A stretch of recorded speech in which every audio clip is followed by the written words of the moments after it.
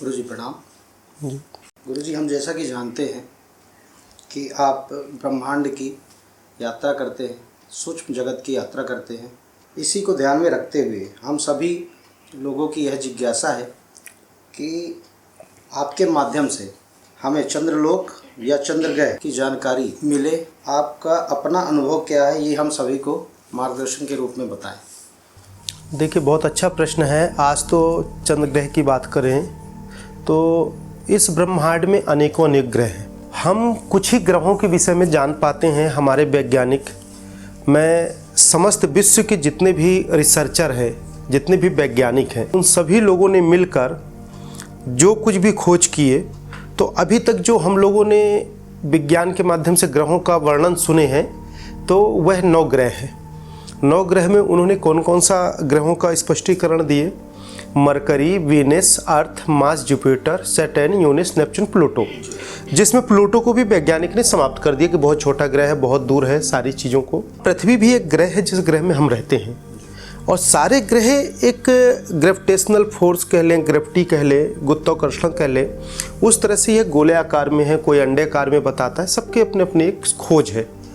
परंतु आज से हजारों वर्ष पूर्व हमारे सनातन धर्म में ऐसी विद्याएं बहुत पहले से विद्यमान है, प्रचलित है, और जन जन में लोगों के पास होती थी। जिस प्रकार आज से लगभग 7 करोड़ वर्ष पहले उल्का पिंड गिरा, डायनासोर जीवन नष्ट हुआ, और उसके बाद फिर पुनः जीवन का स्थापना हुई, निर्माण हुआ, धीरे धीरे प्रकृति के अनुसार चलते गए। तो आज पृथ्वी ग्रह में कई तरह के जीव जंतु रह रहे हैं, जिसमें सबसे श्रेष्ठ योनि मनुष्य योनि है। यह हमारे शास्त्रों में भी बताया जाता है। मतलब हमारे सनातन धर्म के वेद वेदांत इस सूक्ष्म जगत, ग्रह और इस ब्रह्मांड की रचना और इस अद्भुत रचना के अंदर की ऊर्जा और ग्रहों के विषय में काफ़ी चीज़ों की जानकारियाँ मिलती हैं। इसमें से एक ज्ञान हमारे सनातन से योगियों का होता है। जिस योगियों में कहते हैं कि योगी वह है जो अपने आप को जाने। योगी हम उसे कहते हैं जो अपनी अंतर ऊर्जा को जाने। योगी हम उसे कहते हैं जो अंतर ध्यान से आंतरिक शक्तियों को जागृत करे। मन, चित्त, बुद्धि, संस्कार, चेतना, 10 प्राण, 10 इंद्रियां, आत्मा, ये सब हम लोग शब्दकोश के माध्यम से सभी जानते हैं। शब्दकोश में इसको पिरोते भी हैं, और पर्यायवाची शब्दों से हम अपना अपना अनुभव या शास्त्रों का अध्ययन चिंतन से वक्तव्य को हम बखान भी करते हैं लोगों के बीच में। परंतु योग शास्त्र, योग ये एक्सरसाइज नहीं है। एक्सरसाइज हम योग का नाम देते हैं, माध्यम देते हैं, क्योंकि इससे हमारा शरीर स्वस्थ रहता है। और जब शरीर स्वस्थ रहेगा तभी हम आंतरिक चिंतन कर पाएंगे और आंतरिक ऊर्जा को महसूस कर पाएंगे, अनुभूति कर पाएंगे। ऐसा कोई भी मनुष्य प्राणी नहीं है इस पृथ्वी का जो आंतरिक ऊर्जा से न चल पाता हो। यदि आप मेरे से बात कर रहे हैं, ये आपके आंतरिक ऊर्जा का कमाल है। आपकी जो आंखें देख रही हैं, दृष्टि से जो रोशनी आ रही, ये आपके आंतरिक ऊर्जा का विषय है। परंतु योग में, जैसे पतंजलि योग दर्शन में भी इसका है, सांख्य योग दर्शन में भी दिया है, और हमारे पूर्वज ज़्यादातर वनों में रहते थे। हमारे तपस्वी ऋषिजन गुफाओं में रहते थे। वहाँ वह शास्त्र कहाँ से पाएंगे अध्ययन करने को? वह तो दूर दूर तक मनुष्य प्राणी को देख भी नहीं पाते थे। पर वह ऐसी कौन सी विद्या को ग्रहण करते थे कि एक पल में यहाँ से वहाँ पहुँच जाते थे? आपको मैं आज ध्यान साधना के विषय में बहुत गहराई और अनुभूतियों को मैं व्यक्त करूँगा, जो वाकई आप लोगों को लगेगा कि यार ये बड़ा अद्भुत है। हो सकता है आप लोगों ने सुना हो, पर मेरे को तो लगता है कि शायद अभी सभी लोग इस क्रियाओं से जानकारी या वाकिफ़ नहीं है। पहले के हमारे योगी मुनि पल भर में यहाँ से गायब होकर दूसरी जगह चले जाते थे। हमारे योगी मुनि ऋषिजन बैठे बैठे अपने शरीर से निकलकर शरीर को अचेत अवस्था में करके दूसरी जगह चले जाते थे, दूसरे स्थान पर उनको देखने को पाते थे। सूक्ष्म शरीर से कारण शरीर की अवस्था को वो तैयार कर लेते थे। हमारे शरीर की 3 अवस्था है, सूक्ष्म शरीर, कारण शरीर और स्थूल शरीर। हम अभी जो भी वक्तव्य दे रहे हैं यह स्थूल शरीर है। सूक्ष्म शरीर की ऊर्जा हमारे अंतरकाया में है। जब सूक्ष्म शरीर का एक रूप, एक आकृति बनता है, एक ट्रांसपेरेंट बॉडी एक आकृति बनती है, एक ऊर्जावान, प्रकाशवान, उसको हम कारण रूपी शरीर का नाम देते हैं। ये तो हो गए हमारे शरीर के रूप। अब हम जब शरीर की चेतना को जागृत करके, हम आत्म तत्व को जागृत करके बाहर लाते हैं और फिर हम उसको संकल्प सिद्धि के माध्यम से या मन की तरंगों से जोड़कर, मन के तरंग से हम जब उसको कहीं भेजते हैं तो वह सूक्ष्म जगत की यात्रा की ओर जाता है। कई लोग इसको एस्ट्रल जर्नी के नाम से भी जानते हैं, एस्ट्रल ट्रैवल भी कहते हैं, और हम इसे सूक्ष्म यात्रा भी कहते हैं। पर काया प्रवेश एक अलग विषय है और सूक्ष्म यात्रा एक अलग विषय है। अभी आपने जो प्रश्न किया है, चंद्रयान वहाँ पहुँचा, आज पूरे विश्व में इस विषय का चर्चा है कि हमारा सनातन धर्म वेद विज्ञान, वेद से ही विज्ञान निकला हुआ है और हमारे सनातन धर्म की चर्चा हो रही है, हमारे इसरो के वैज्ञानिकों की चर्चा हो रही है। तो यह कहीं ना कहीं बहुत प्रशंसा की बात है और हमारा देश हर चीज़ में आगे निकल रहा। परंतु ये चंद्रयान बस की बात नहीं, हमारे योगी ऋषि मुनि आज से हजारों वर्ष पहले ऐसे सूक्ष्म यात्रा करते थे। चंद्रलोक जाते थे, मंगल ग्रह जाते थे। सूर्य लोक के विषय में कोई नहीं जानता, क्योंकि यंत्र जाएगा, कुछ भी चीज़ जाएगा तो पिघल जाएगा। पर सूक्ष्म शरीर से यदि कोई वहाँ जाता है सूर्यलोक में तो पिघल के नष्ट नहीं होगा। तो हमारे योगी सूर्यलोक की भी गणना और सूर्यलोक की भी तत्व और अनुभूतियों को लेकर आए हैं, जिसको ग्रंथ में अपने शब्दकोश से पुरोया गया है। जैसे कि आपको हनुमान चालीसा में मिलेगा। तो ये सूक्ष्म यात्रा है, शरीर से नहीं जा सकता कोई। पर सूक्ष्म की एक अवस्था जब बड़े कारण रूपी स्पष्ट हो जाए तो इंसान को वह चीज़ सामने भी अनुभूति होती है और ऐसा लगता है कि कोई खड़ा है, पर वह जल नहीं सकता, मर नहीं सकता, कट नहीं सकता। यह गीता में मिलेगा ये वर्णन। परंतु वह क्रिया, वह शरीर भी वह क्रिया को करता है, वह शरीर यात्रा यहाँ से वहाँ तक करता है। तो ऐसे में सूक्ष्म यात्रा होती है। मैं खुद सन 2000 से सूक्ष्म यात्रा कर रहा हूँ और इस ब्रह्मांड के अनेकों लोगों की मैंने खुद यात्रा किया। मतलब मैं इस शरीर को छोड़कर, मैं शरीर नहीं, मैं आत्मा हूँ और मैं आत्म तत्व को जागृत करके शरीर से बाहर निकालता हूँ, मुख से कभी दिव्य शक्ति के माध्यम से, और बाहर निकाल के मेरा एक पारदर्शिता रूप बनता है, ज्योति के बाद एक कारण रूपी आकृति बनती है। फिर उससे मैं यात्रा करता हूँ। उसमें मेरा संकल्प सिद्धि नहीं चलती, संकल्प शक्तियाँ नहीं चलती। यह प्रारंभिक, जब हम इस यात्रा करते हैं तो प्रारंभिक क्रियाओं में यह उपयोग होता है। आत्मा की एक अपनी ऊर्जा, एक अपनी पहचान है और एक अपनी स्वयं की यात्रा है। मन की एक कल्पना और एक फोर्स है। तो मन की यात्रा में हम काल्पनिक चलते हैं और आत्म यात्रा में वो स्वयं का डिसीजन करके चलती है। इसलिए कहते हैं कि आत्मा अजय अमर अविनाशी है और आत्मा श्रेष्ठ है और आत्मा एक परमात्मा का वंशज है, एक सुप्रीम सोल, सुप्रीम गॉड का एक अंश मात्र है। मतलब सोल का कनेक्ट सुप्रीम सोल से है। मतलब सीधे आत्मा का हमारा कनेक्शन ब्रह्म प्रकाश से है। एक ब्रह्म द्वितो न अस्ति, जिस ब्रह्म प्रकाश से इस ब्रह्मांड की संरचना हुई है। आश्चर्य की बात है, आप लोग इसको महसूस करिए कि आज एक चंद्रलोक पे एक यान गया तो पूरा विश्व हाहाकार मच गया, पूरे विश्व में खुशी की लहर दौड़ पड़ी। और योगी जन खेल खेल में ऐसे लोगों पे जाते हैं, भ्रमण करते हैं और वहां की अनुभूतियों को लाते हैं और आनंदित रहते हैं। आज से लगभग 20 करोड़ वर्ष पहले पृथ्वी भी इसी तरह के एक ग्रह था जैसे चंद्र ग्रह है। तो यहां जीवन नहीं था उस समय, पर वहां जैसे और ग्रहों में कोई जीव योनि ऐसी रहती थी तो उनके लिए यह कल्पना मात्र होता था। आज हम लोग रहते रहते करोड़ों वर्ष में यहाँ इतनी आबादी हो गई कि आज हम दूसरे ग्रह को कल्पना के रूप में देखते हैं और वैज्ञानिक के माध्यम से कल्पना को साकार होते हुए देख रहे हैं। पर वो विचार वैज्ञानिक के अंदर भी जो आया तो वह तो आंतरिक ऊर्जा से आया ना, और आंतरिक ऊर्जा से जो आया तो अंतर विज्ञान जो है, आंतरिक चेतना का जो विज्ञान है वह सबसे अद्वितीय है। दुनिया में कुछ भी चीज़ खोजा जाता है तो आंतरिक विज्ञान के माध्यम से खोजा जाता है, आंतरिक शक्तियों के माध्यम से खोजा जाता है। हम उसको विज्ञान का रूप दे ले, तरंग का रूप दे ले, अपने अपने शब्दों का विषय है, शब्दकोश से किसी से संबोधित करें, पर मूल निचोड़ तो यही है कि आंतरिक ऊर्जा से ही आया। वैज्ञानिक ने भी जो अभी खोज किए तो आंतरिक चेतना से ही किए, फिर उससे उन्होंने निर्माण किया और भेजे। तो मेरा जो सूक्ष्म जगत का अनुभव है, मैं हफ्ते में 2-3 दिन तो आज भी मैं देवलोकों की यात्रा करता हूँ। चंद्र ग्रह में जाता हूँ। चंद्र ग्रह में भी तरह तरह की विशेषताएं हैं, जैसे कि बर्फों का चट्टान, जमीन जैसे समतल पृथ्वी, क्योंकि यहाँ से तो गोलाकार है, जब वहाँ जाओ तो इतना बड़ा गोलाकार है इतना बड़ा गोलाकार है कि आप उसको आप समतल समझोगे या एक थाली की तरह, आप उसको एक ग्राउंड के प्ले ग्राउंड की तरह आप उसको बराबर देखोगे। जिस स्थान पे खड़े होगे वहाँ से आपको समतल की स्थिति में दिखेगा। ये बात अलग है कि आप ऐसी जगह खड़े होगे तो पहाड़ के टीले दिखेंगे, गड्ढे दिखेंगे, ये दिखेगा, वो दिखेगा। मैं आपको अभी 4 दिन पहले मैं चंद्रलोक के कुछ अनसुलझे रहस्य के विषय में लिख भी रहा हूँ।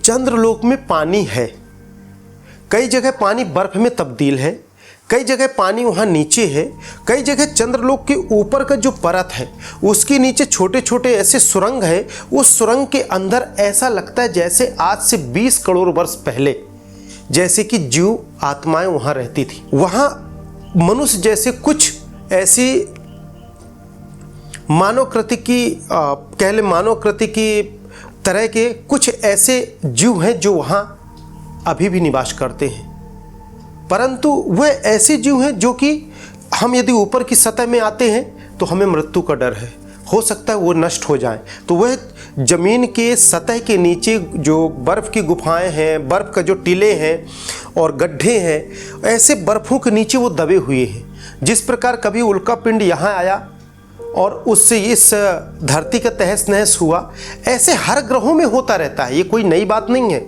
यदि यहाँ 7-8 करोड़ वर्ष पहले हुआ, हो सकता है वहाँ 20 करोड़ 25 करोड़ वर्ष पहले हुआ हो।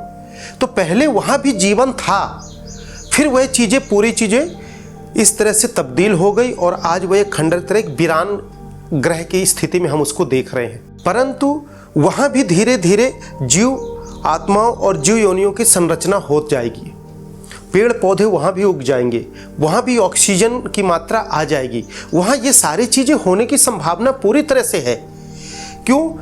जिस प्रकार अभी हम पृथ्वी में रह रहे हैं और यहाँ पेड़ पौधे देख रहे हैं, मानव जीवन देख रहे हैं, हर जीव जंतुओं को देख रहे हैं, जल देख रहे हैं, कभी यहाँ भी ऐसी स्थिति थी। तो जब यहाँ ऐसी स्थिति थी और आज हम सब लोग उस अवस्था को प्राप्त कर सकते हैं, तो निश्चित हम दूसरे ग्रह में भी इस तरह की अवस्था को पा सकते हैं। दूसरा, मंगल ग्रह। मंगल ग्रह में कुछ जीव जंतु ऐसे भी रहते हैं जिसे हम एलियन के नाम से संबोधित करते हैं। ऐसे जीव योनियों को भी मैंने देखा है, अनुभूतियाँ की है। सूक्ष्म यात्रा में मैंने उनके करीब गया, पर वह इतने तेज हैं, इतने उनकी तरंगे तेज हैं, इतने उनके अंदर पावर है कि वह उन चीज़ों को हम लोगों को देख लेते हैं और हमारे सूक्ष्म शरीर को भी पीछा करते हैं। इसको मैं कुछ समय 4-5 माह पूर्व के किताब में अंतर यात्रा के विषय में मैंने उसको लिखा भी है, अपनी इस यात्रा के विषय में, एलियंस के विषय में। अब कोई कहे कि एलियंस खाते क्या हैं, तो मैं आपको बताऊं कि एलियंस का भोजन मनुष्य की तरह ये जो है, ये भोजन नहीं है उनका भोजन शक्ति रूपी तरंग है। जैसे कई जीवोनी हमारे पृथ्वी में है जो सूरज की रोशनी से ऊर्जा प्राप्त करते हैं, कई जीवयोनी ऐसे हैं जो हवा को खाकर रहते हैं, कई जीव तत्व ऐसे हैं जो मिट्टी के चीज़ों को पाकर ग्रहण करते हैं और उससे ऊर्जा प्राप्त करते हैं। तो हर जीव जंतु किसी न किसी तरह से यहाँ से उस पदार्थ को ग्रहण करके और ऊर्जा प्राप्त करके जीवन जीते हैं। उसी तरह से एलियन वहाँ रहकर वह तरंग रूपी ऊर्जा को प्राप्त करते हैं। एलियंस में एलियंस के एक मुखिया होते हैं जिसको वह देवता भगवान मानते हैं। हम लोग भगवान किसे कहते हैं? जो मार्गदर्शक दे, प्रेरणा हो और हमसे श्रेष्ठ हो। एलियंस में एलियंस के एक बड़े आकृति के एक सामने ऐसे बैठे रहते हैं। उनकी कुर्सी ऐसी नहीं होती, पर वे जमीन से ऊपर रहते हैं और बिल्कुल तरंग रूपी भरा हुआ उनका माहौल देखा मैंने। जैसे लाल नीले प्रकाश का तरंग हो, जैसे कि स्काई लाइट हमारे यहाँ आती है, और ऐसी स्काई लाइट का कुछ जगह वह ऊर्जा को संचार करते हैं और उस तरंग को वह ग्रहण करते हैं और वही उनकी एनर्जी पावर होती है। उनके अंदर ब्लड नहीं है, उनके अंदर इस तरह का भोजन से जो भी हम लोगों की रिड्यूस होता है, जो भी वेस्टेज होता है, ये सारी चीज़ें उनके अंदर नहीं होता है। वह उस तरंग को पाते हैं, उससे एनर्जी आता है, जैसे तरंग नष्ट होने लगता है फिर उस तरंग रूपी ऊर्जा को ग्रहण करते हैं और उसी से उनका शरीर चलता है। और उसी तरंग से ही उन्होंने तरंग रूपी अपने यानों को निर्माण कर रखे हैं और सभी लोग रहते हैं और उसी से उनका प्रजनन भी होता है और उसी से उनकी संख्याएं भी बढ़ती हैं और बहुत ताकतवर हैं। सूरज से भी वह काफ़ी रोशनी को पाते हैं, ऊर्जा को पाते हैं, उससे भी वो काफ़ी पावर को इलेक्ट्रिक जनरेट करते हैं। ये मैंने मंगल ग्रह में देखा। चंद्र ग्रह में मैं पुनः वापस आता हूँ। चंद्र ग्रह जो है उसमें जीवन यापन होना बिल्कुल संभव है, पेड़ भी उगेंगे, जल भी मिलेगा, मेटल्स है वहाँ कई पदार्थ हैं, आपको सोना मिलेगा, हीरा मिलेगा, आपको जितने भी ये मिनरल्स होते हैं, लेटराइट, बॉक्साइट, मैग्नीशियम, ये सारी चीज़ें मिलेगी, क्योंकि पृथ्वी का ही एक हिस्सा है वो, पृथ्वी की तरह ही वह भी ग्रह है। हम उसको आश्चर्य इसलिए देख रहे हैं क्योंकि हम वहाँ जा नहीं पाते, हमारी मन चेतना की जो तरंग है वो कर नहीं पा रही। पर आज वैज्ञानिकों के माध्यम से जब हमारा चंद्रयान 3 सफल हुआ तो आज लोगों की तरह तरह कल्पना चालू हो गया। आज से 20 करोड़ वर्ष पहले जब हम कहीं थे तो पृथ्वी के लिए भी लोग इसी तरह कल्पना करते थे। इसके अलावा 1-2 ग्रह और भी ऐसे हैं, क्योंकि वहाँ जाने पे नाम तो होता नहीं, तो मैं तो नाम तो देखा नहीं कि कौन से ग्रह का क्या है, जहाँ मनुष्य जैसे जीव योनि वहाँ भी रहते हैं। ऐसे हजारों ग्रह हैं, लाखों ग्रह हैं। आप जिसे एस्ट्रॉयड के नाम से कहते हैं, कुछ ऐसे बड़े एस्ट्रॉयड हैं जिनको आप ग्रह के रूप में देख सकते हैं, जो हमारी पृथ्वी से बड़े बड़े एस्ट्रॉयड हैं, तो हम उन्हें ग्रह कह सकते हैं। अध्यात्म शास्त्र में उसकी काफ़ी ऊपर जाने पे हम एक ऐसे ग्रह है जहाँ देवी देवताओं का स्थान है।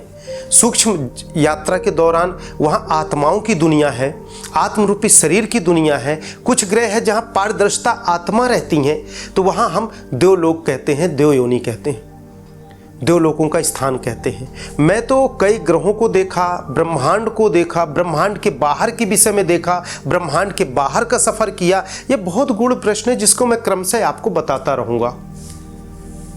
जी चलिए, बहुत ज़्यादा जानकारी आपने, ऐसी जानकारियाँ दी महाराज जी जो शायद साइंटिस्ट भी नहीं दे सकता है।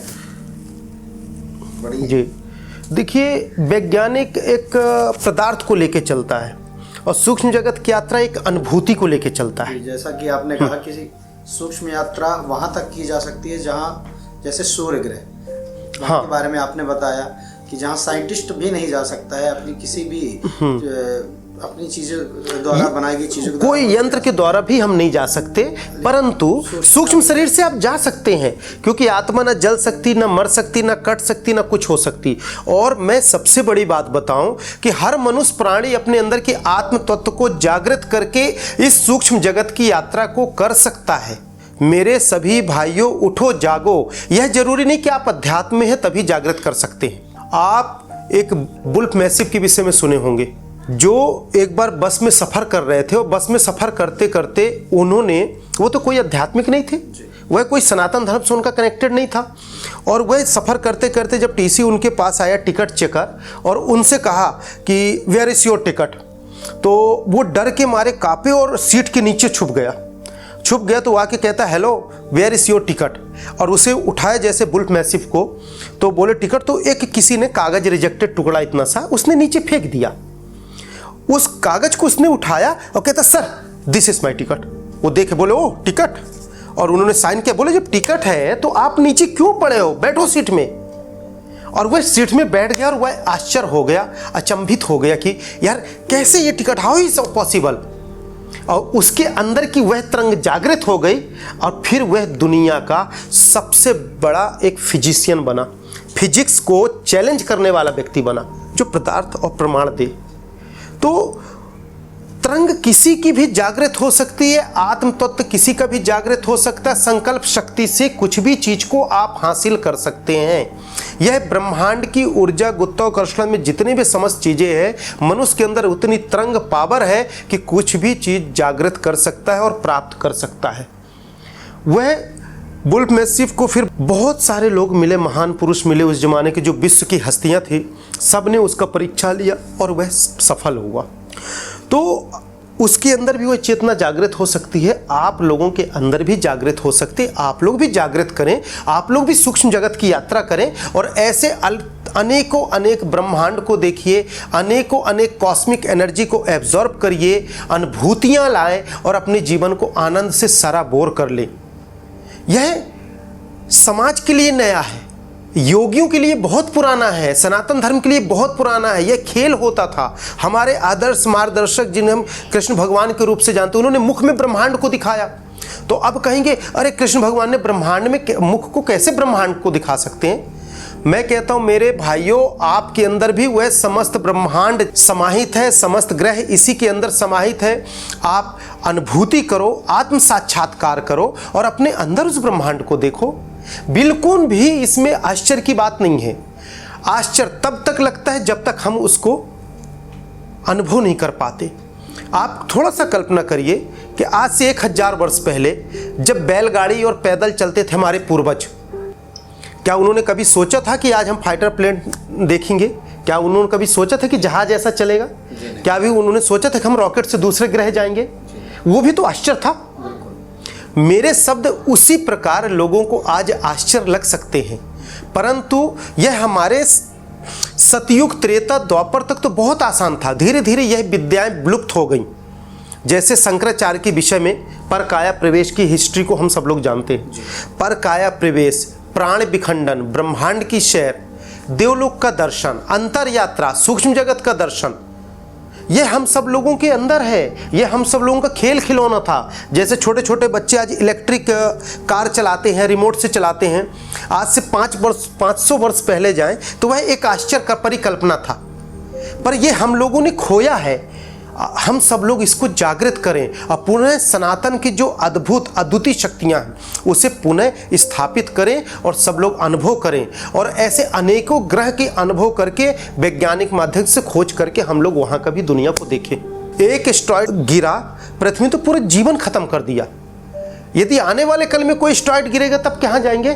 तो हम सब लोग मंगल ग्रह की ओर प्लान करेंगे। जैसे एक शहर से दूसरे शहर प्लान करते हैं ना, एक शहर से दूसरे शहर प्लान करते हैं, दूसरे देश प्लान करते हैं, उसी तरह से आने वाले कल में हम एक ग्रह से दूसरे ग्रह प्लान करेंगे। मतलब यहाँ हमारे अंदर कुछ होगा, पृथ्वी में खतरा होता है, जैसे कि ज्वार भाटा फटा, उल्का पिंड गिरा, पृथ्वी पूरी तहस नहस होने की स्थिति में आ गई, गैस का विस्फोट हो गया, तो हम सब लोग यहाँ से प्लान करेंगे चंद्र ग्रह की ओर, मंगल ग्रह की ओर, या और कोई ग्रह को खोज के उस ग्रह की ओर हम लोग जाएंगे जिसका नाम वैज्ञानिक या आप और हम लोग अपने अनुसार दे देंगे। तो यह ग्रहों की खोज है। पृथ्वी भी हमारा ग्रह है और यह ग्रह भी हम लोगों की किसी जन्मों की खोज है। दूसरा, टेक्नोलॉजी की बात करें तो हमारे पुराने जो राजा रजवाड़ किला खड़ा करते थे, कैसे पत्थर को ऊपर ले जाते थे, आज वह बिल्डिंग यथावत खड़ी है। और आज का टेक्नोलॉजी तो नष्ट होता है। तो टेक्नोलॉजी से पहले भी देश भरा हुआ था, करोड़ों वर्ष पहले भी टेक्नोलॉजी थी, करोड़ों अरबों साल पहले भी साइंस था और आज भी है। नाम बदल गया, काम करने का तरीका बदल गया, पर ऊर्जा उतनी ही है। हम सब लोग सूक्ष्म यात्रा के माध्यम से ऐसे ग्रहों के अनसुलझे रहस्य को जान सकते हैं। चंद्रलोक में भी जीव योनियां हैं।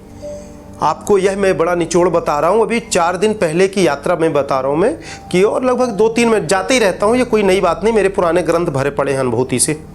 तो वहाँ जो धरती है, वहाँ जो बर्फ़ है, बर्फ़ के नीचे के जो सुरंग हैं, उन सुरंगों में जाओगे ना तो आप 500,000 किलोमीटर नीचे जाओगे तो नीचे कमरे कमरे गुफे में बने पड़ेंगे। उनमें कुछ ऐसे जीव योनि रहते हैं जो बाहर निकलते ही बाहर की दुनिया में नष्ट हो जाएंगे। वो वहीं से ऊर्जा पैदा करते हैं और उसी ऊर्जा से वो लोगों का जीवन यापन है। जैसे एलियंस का मंगल ग्रह में है, वैसे चंद्रलोक में चंद्रलोक की योनि बोने बोने हैं छोटे छोटे, और इंसान की तरह ही 2 पैर हाथ हैं। जैसे उनके पैर उल्टे हों, नाखून लंबे लंबे हों और ऐसे कपड़े हों, और वहाँ के वातावरण में ढले हुए हैं। यदि बाहर के वातावरण में चंद्रलोक में भी चंद्र की दुनिया में ऊपरी सतह में आएंगे तो वह एडजस्ट नहीं होंगे, नष्ट हो जाएंगे। वो खुद से ऊर्जा पैदा करते हैं, वहाँ रहते हैं। ऐसी भी जीव योनि को मैंने चंद्रलोक में देखा है। बहरहाल साइंस तो अपना कार्य कर रही है, आगे चल के यह प्रमाण भी उनको मिलेगा, आप और हम सब लोग देखेंगे। और बहुत जल्द हम चंद्रलोक की ओर प्लान करेंगे, जैसे एक देश से दूसरा देश। कई अभी भी ऐसे देश हैं जो हमारे विश्व की जो व्यवस्था है उस व्यवस्था से वह देश दूर हैं, इसी पृथ्वी ग्रह में उस व्यवस्था से दूर हैं। कुछ जंगल के ऐसे आदि मानव आज भी रहते हैं जो सरकार के संपर्क से दूर हैं।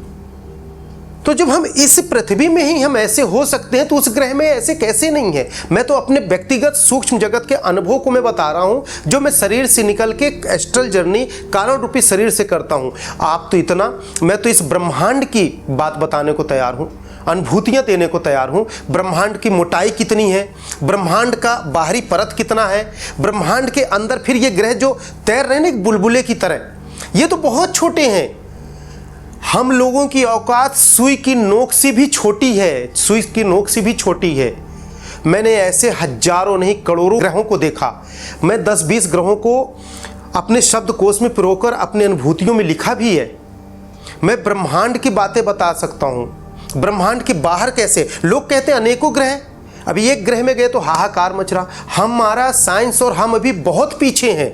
हम लोगों को तो ब्रह्मांड की खोज करनी चाहिए कि कितने ब्रह्मांड है, और अभी हम ग्रह ही नहीं खोज पा रहे। 4-6 ग्रह खोज के ही शांत पड़े हुए हैं। सूरज में जाने की यंत्र की क्षमता नहीं है। पर हम योगी सूक्ष्म जगत से, सूक्ष्म यात्रा से सूरज की भी हम अनसुलझे रहस्य को आप लोगों के बीच में व्यक्त कर सकता हूँ। व्यक्तिगत मैं तो कर सकता हूँ। मैं अपनी बात बताऊं, यदि मेरे से साइकिल चलाते आती है तो मैं किसी के सामने भी चलाकर दिखा सकता हूं। तो यह अनुभूति का विषय है, उस अनुभूति को लाकर मैं व्यक्त कर सकता हूं। और हमारा सबका जीवन भी अनुभव पे ही टंगा है। जैसे हम प्राणवायु लेते हैं, छोड़ते हैं, तो हवा दिखती नहीं, सांसें जा रही अंदर और छोड़ रही। यह अनुभव होता है कि हम प्राण चेतना ले रहे हैं और छोड़ रहे हैं। हमारा जीवन अनुभव में पड़ा हुआ है, हमारा सारा चीज़ अनुभव पे पड़ा हुआ है। यदि यहाँ से यंत्र उसको जा रहा तो वो तरंग अनुभूति है, वो तरंग एक वेब से जो जा रहा है, वह चीज़ दिखने की नहीं है, वह काम करती है। तो क्रिया प्रतिक्रिया एक अनुभव का विषय है। मैं ब्रह्मांड के विषय में भी बताऊंगा आप लोगों को, ब्रह्मांड की उत्पत्ति के विषय में बताऊंगा, कब हुआ, ब्रह्मांड का 72 करोड़ वर्ष पुरानी हिस्ट्री को भी मैं आपको बताऊंगा, और इस ब्रह्मांड के बाहर जो ब्रह्मांड है उसके अंदर की दुनिया भी मैं बताऊंगा। ऐसे कई ग्रह हैं जहां मनुष्य जैसी योनियां रहती हैं, अब मनुष्य से भी ज़्यादा एडवांस टेक्नोलॉजी में वो लोग हैं। चलिए इन शब्दों के साथ मैं विराम देता हूं। धन्यवाद।